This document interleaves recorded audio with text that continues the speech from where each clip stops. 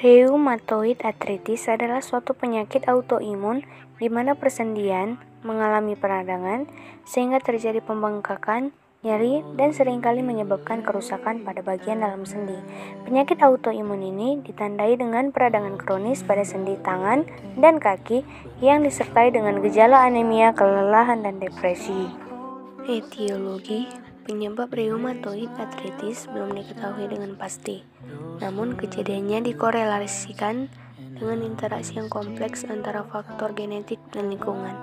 Beberapa faktor yang diduga menjadi penyebab RA antara lain faktor genetik, reaksi inflamasi pada sendi dan selubung tendon, faktor reumatoid, sinovitis kronik dan destruksi sendi, gender, infeksi.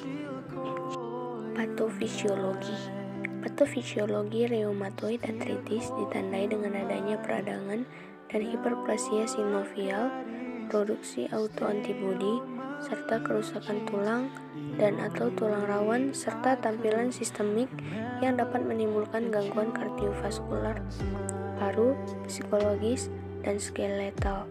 Penyebab pasti dari keadaan ini masih belum diketahui, namun RA melibatkan interaksi yang kompleks antara faktor genetik, faktor lingkungan, dan beberapa faktor predisposisi. Tanda dan gejala. Ada beberapa keluhan pada sendi yang dirasakan oleh penderita, antara lain nyeri sendi, sendi bengkak, sendi kemerahan, rasa hangat atau kaku, terutama pada pagi hari atau setelah lama tidak digerakkan. Pemeriksaan diagnostik.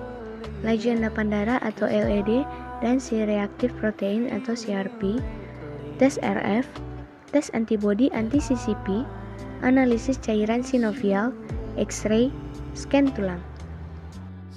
Komplikasi, nodulus rheumatoid extrasinovial, anemia, kerusakan pada jaringan paru atau paru artritis, cedera pada tulang belakang, rheumatoid vaskulitis, pembengkakan dan peradangan.